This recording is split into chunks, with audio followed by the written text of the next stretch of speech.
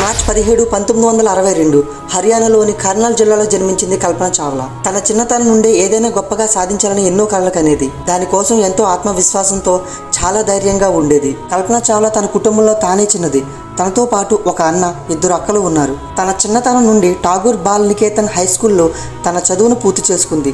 దాని తర్వాత 1976లో కల్పన చావ్లా పంజాబ్లో ఇంజనీరింగ్ కాలేజ్లో ఏరోనాటికల్ ఇంజనీరింగ్ బ్యాచిలర్ డిగ్రీని సంపాదించింది. అప్పటి రోజుల్లో ఏరోనాటికల్ ఇంజనీరింగ్ చేయాలంటే ఎవరూ పెద్దగా ఇంట్రెస్ట్ చూపేవారు కాదు. బట్ ఆ లైన్లో కల్పన చావ్లా ఒక్కదే ఉంది. ఆ తర్వాత 1982లో అమెరికాకు వెళ్ళి యూనివర్సిటీ ఆఫ్ టెక్సాస్లో ఏరోస్పేస్ ఇంజనీరింగ్ డిగ్రీని సంపాదించింది. ముందుగా నా ఛానల్ని సబ్స్క్రైబ్ చేసి అండ్ లైక్ చేయండి. ఈ వీడియో మీకు ఎలా అనిపించిందో కింద కామెంట్ బాక్స్లో పిన్ చేయండి. అలాగే కొద్దిగా నా ఛానల్ని సపోర్ట్ చేయండి. కల్పన చావ్లా తాను మాస్టర్ డిగ్రీ చదువుతున్నప్పుడే కాలేజీలో జీన్ ఫియర్ హారిసన్ అనే వ్యక్తితో ప్రేమలో పడి 1883లో తనని పెళ్లి చేసుకుంది. ఆ తర్వాత 1988 యూనివర్సిటీ ఆఫ్ కొలరాడో బోర్డర్ నుండి ఏరోస్పేస్ ఇంజనీరింగ్లో PhD చేసింది. అదే సంవత్సరంలో నాసాలో కూడా పనిచేయడం మొదలుపెట్టింది. ఆ తర్వాత 1991లో అమెరికా యొక్క సిటిజన్షిప్ లభించింది. తరువాత డిసెంబర్ 1994లో నాసా యొక్క 15 మంది అంతరిక్ష యాత్రికుల్లో ఆమెకు స్థానం దక్కింది.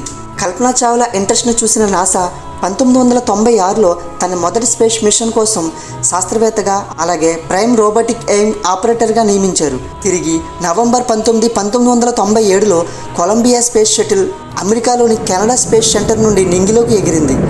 ఈ మిషన్లో కల్పన చావ్లాతో పాటు ఇంకో 6 అంతరిక్ష యాత్రికులు ఉన్నారు. ఈ మిషన్కు STS-87 అని పేరు పెట్టారు. ఈ ప్రయోగంలో అంతరిక్షంలో 15 రోజుల దాకా గడిపింది కల్పన చావ్లా. డిసెంబర్ 5, 1997లో ఈ స్పేస్ మిషన్ గ్రాండ్ సక్సెస్గా భూమి మీద ల్యాండ్ అయ్యింది. ఈ మిషన్ తర్వాత అంతరిక్ష ప్రయాణం చేసిన మొట్టమొదటి అమ్మాయిగా స్థానం దక్కించుకుంది కల్పన చావ్లా. కల్పన చావ్లా డెడికేషన్ అండ్ సక్సెస్ని చూసిన నాసా శాస్త్రవేత్తలు వారి సెకండ్ స్పేస్ మిషన్ కూడా కల్పన చావ్లాని సెలెక్ట్ చేశారు. ఆ మిషన్ పేరు STS-107. అదేంటో ఈ మిషన్ స్టార్ట్ చేసిన దగ్గర నుండి కొలంబియా స్పేస్ షటిల్లో ప్రాబ్లమ్స్ వస్తూనే ఉన్నాయి. అందుకోసం 18 సార్లు లాంచింగ్ డేట్ని కూడా చేంజ్ చేసింది నాసా. అలాగే ఈ స్పేస్ షటిల్ని రిపేర్ చేయడానికి దాదాపు 2 సంవత్సరాల వ్యవధి తీసుకున్నారు నాసా టీమ్. ఆ తర్వాత ఈ మిషన్ పూర్తిగా రెడీ అయిన తర్వాత 16 జనవరి 2003లో ఫ్లోరిడాలో కెనడా స్పేస్ సెంటర్ నుండి 28వ స్పేస్ షటిల్ అంతరిక్షంలోకి వెళ్ళింది. 15 రోజులు 22 గంటలు 20 నిమిషాలు ఉండిన తర్వాత ఫిబ్రవరి 1, 2003 రోజున ఈ షటిల్ తిరిగి భూమి యొక్క వాయుమండలంలోకి వస్తుండగా ఏదో ఒక వస్తువు స్పేస్ షటిల్కి తగిలినట్టయింది. అది ఏంటో అనేది అర్థమయ్యే టైంలోనే క్రూ మెంబర్స్కి స్లోగా శ్వాస ఆడడం కష్టమైంది. నెమ్మదిగా పొగలు కమ్ముకుంటున్నాయి. స్లోగా ఒక్కొక్కరు మూర్చబోతున్నారు. వాళ్ళ బ్లడ్ టెంపరేచర్ మొత్తం పెరిగిపోయింది. షటిల్ బ్లాస్ట్ కాకముందే అందరూ చనిపోయారు. ఆ తరువాత షటిల్ కంట్రోల్ తప్పి వాయుమండలంలోకి గ్యాస్ లోపలికి రావడం బట్టి వాయుమండలంలో ప్రెజర్ పెరిగి కొలంబియా ఇన్ఫ్రాస్ట్రక్చర్పై చాలా ప్రెజర్ పెరిగి బ్లాస్ట్ అయ్యి క్రూ మెంబర్స్ అందరూ కాలిపోయి చనిపోయారు. అసలు ఇంతటి ఘోరం ఎలా మొదటిగా స్టార్ట్ అయ్యిందనేది ఈ వీడియోలో పూర్తిగా తెలుసుకుందాం. నార్మల్గా స్పేస్ షటిల్ స్పేస్ నుండి భూ వాతావరణంలోకి ప్రవేశించినప్పుడు విపరీతంగా హీట్కి గురవుతుంది. అందువల్ల స్పేస్ షటిల్కి థర్మల్ ఇన్సులేషన్ ప్లేట్ను ఏర్పాటు చేస్తారు. ఈ విధమైన థర్మల్ సిస్టమ్ వల్ల షటిల్కి ఒక కవచంలాగా ఉపయోగపడుతుంది. దీనివల్ల భూ వాతావరణంలోకి షటిల్ ప్రవేశించగానే 1650 డిగ్రీ సెల్సియస్ టెంపరేచర్ హీట్ నుండి షటిల్ని కాపాడుతుంది. దీంతో పాటు ఈ థర్మల్ ఇన్సులేషన్ షటిల్ని స్పేస్లో హీట్ అండ్ కోల్డ్ టెంపరేచర్ నుండి కాపాడుతుంది. ఈ థర్మల్ ఇన్సులేషన్ షటిల్ మొత్తాన్ని కవర్ చేసి ఉండేలా మొత్తం ఏర్పాటు చేస్తారు. అలాగే ఇందులో చాలా ఇంపార్టెంట్ మెటీరియల్ అయిన RCC అంటే reinforced carbon and carbon panel ఉంటుంది. ఇది 2000 డిగ్రీ టెంపరేచర్ని కూడా తట్టుకోగలదు. ఈ ప్యానెల్స్ని కేవలం కొన్ని చోట్ల మాత్రమే యూజ్ చేస్తారు.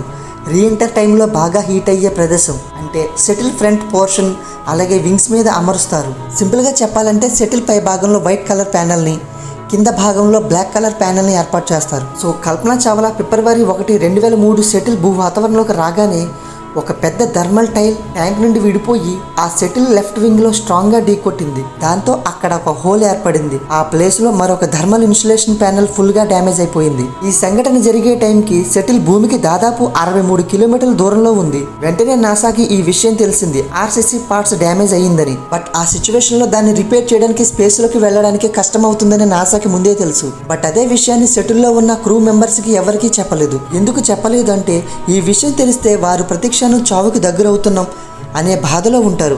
అండ్ వాళ్ళ జీవితం మీద హోప్ వదిలేసుకుంటారు. దానివల్ల వారి మెంటల్ ఎబిలిటీ టోటల్గా దెబ్బతింటుంది. సో నాసా వాళ్ళందరూ చనిపోయే ముందు ఎలాంటి ఆలోచనలు బాధలు లేకుండా చనిపోతేనే బాగుంటుందని నాసా నిర్ణయించుకుంది. అందుకోసమే ఈ విషయం గురించి నాసా వాళ్ళతో ఏ విషయం చెప్పలేదు. ఈ మిషన్ ఫెయిల్యూర్ అయిన తర్వాత నాసా ఫ్లైట్ ఆపరేషన్ని 2 సంవత్సరాల దాకా సస్పెండ్ చేశారు. ISS వర్క్ను కూడా ఆపేశారు. అండ్ నాసా స్పేస్ షటిల్లో చాలా చేంజెస్ చేశారు. ఆ తర్వాత నాసా ఒక రెస్క్యూ టీమ్ని రెడీ చేసింది. ఇలాంటి ప్రమాదకరమైన సిచ్యువేషన్లో క్రూ మెంబర్స్ అందరినీ సేఫ్గా భూమి మీదకు రీఎంటర్ చేసే విధంగా ఉంటుందని. ఇదే ఆ రోజున కూడా ఈ థర్మల్ ఇన్సులేషన్ ప్యానెల్ విషయంలో ఇంకొంచెం అప్రమత్తంగా ఉండుంటే కల్పన చావ్లా బతికే ఉండి మరెన్నో అద్భుతాలను సృష్టించేది. ఆ తర్వాత అప్పుడు ఉన్నటువంటి భారత గవర్నమెంట్ కల్పన చావ్లా ధైర్య సాహసాలు చూసి ఇస్రో నుండి క్లైమేట్ కి సంబంధించిన ఏ శాటిలైట్ ని అంతరిక్షంలోకి పంపినా దానికి కల్పన చావ్లా అని పేరు పెట్టాలని డిసైడ్ చేసింది. అందుకే కల్పన శాటిలైట్స్ అని అంటారు. అలాగే నాసా కూడా ఒక సూపర్ కంప్యూటర్ కి కల్పన చావ్లా అని పేరు పెట్టింది. అలాగే మంగళ గ్రహంపై ఉన్న ఒక కొండకు కల్పన చావ్లా అని పేరు పెట్టారు. సో ఫ్రెండ్స్, ఇదే కల్పన చావ్లా జననం నుండి మరణం దాకా జీవిత జర్నీ. వెళ్లే ముందు ఒక లైక్ చేయండి. Prime Minister Gujral from India. Can you hear me? Yes, Mr. Gujral, I hear you loud and clear. How do you read me? Kalpana, we are proud of you. Each one of us in India is proud of us. Proud of a person like you who has done such a pioneering work. And particularly the women and youth of India take great deal of pride in. Thank you, sir. Thank you very much.